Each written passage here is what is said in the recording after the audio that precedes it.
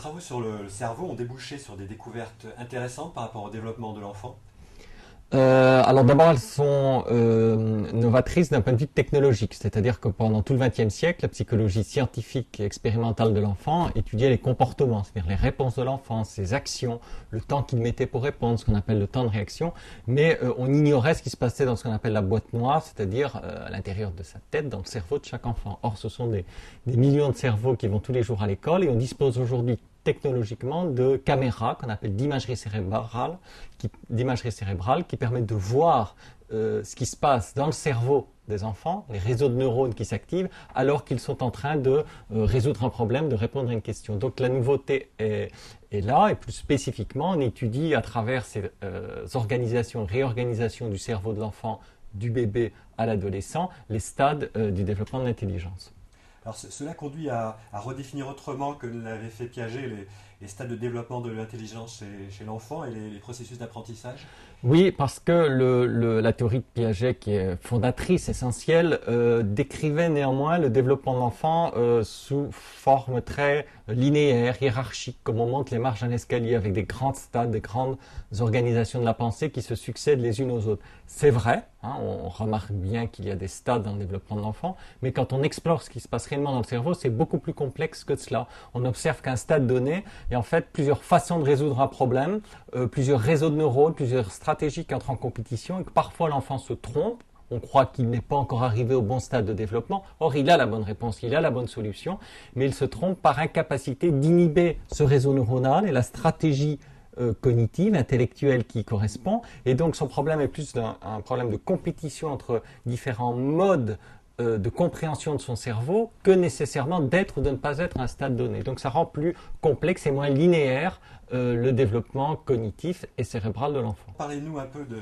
ces mécanismes de contrôle inhibitaire et des décalages de performance que vous avez mis en avant dans vos recherches. Un exemple très simple, c'est qu'on a longtemps cru que la notion de nombre, donc la possibilité de pouvoir quantifier, dénombrer une certaine quantité d'objets, émergeait seulement vers 6-7 ans chez l'enfant, ce qu'on appelle l'âge de raison, l'entrée à l'école élémentaire.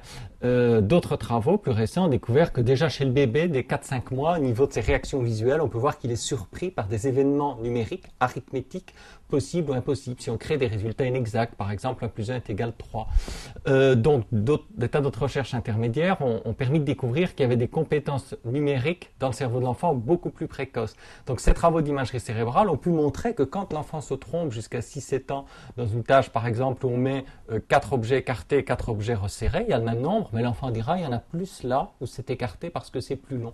On peut voir dans son cerveau que c'est une stratégie très visuelle, très spatiale qui domine, qu'il est incapable d'inhiber, c'est ça le contrôle inhibiteur, bloquer une stratégie inadéquate pour activer la capacité de compter qu'il a en fait déjà depuis beaucoup plus longtemps. Et dans ce cadre-là, la pédagogie à l'école pourrait s'inspirer de cette découverte. Parfois, il n'est pas nécessaire de répéter, d'apprendre à l'enfant à compter, par exemple. Il peut savoir le faire, mais être incapable d'inhiber simultanément une autre stratégie qui est plutôt une intelligence visuelle et spatiale qui entre en compétition.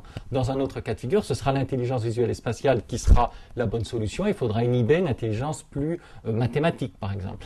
Et la nouveauté de ces travaux, c'est ça, c'est de montrer que l'intelligence est multiple, mais que pour gérer cette intelligence multiple à tous les âges de l'enfance, il faut un contrôle inhibiteur qui permet d'inhiber une forme d'intelligence quand elle est inadaptée et de l'activer dans une autre situation. C'est aussi ce qu'on appelle la flexibilité intellectuelle. Les applications, comme je l'évoque un peu, c'est d'apprendre à l'enfant à inhiber, mais dans le sens positif du terme, c'est-à-dire être capable d'inhiber une impulsion, d'inhiber une réponse spontanée, ce qu'on appelle aussi le switching, être capable de switcher très rapidement d'une stratégie ou d'un mode d'intelligence à l'autre.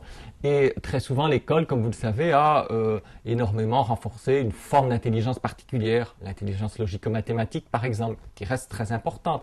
Mais parfois, il y a des blocages, des erreurs dans l'intelligence logico-mathématique qui sont simplement dues à un défaut d'inhibition, de changement de stratégie par rapport à une autre forme d'intelligence. Et il faut apprendre à l'enfant, en fait, et c'est ça les voies pour ce type de pédagogie, à jongler entre ces différentes intelligences. Mais pour jongler, il ne faut pas seulement avoir la souplesse de jongler, il faut aussi être capable d'inhiber ce qu'on fait le plus naturellement. Et c'est ça l'idée du contrôle inhibiteur sous forme d'application psychopédagogique.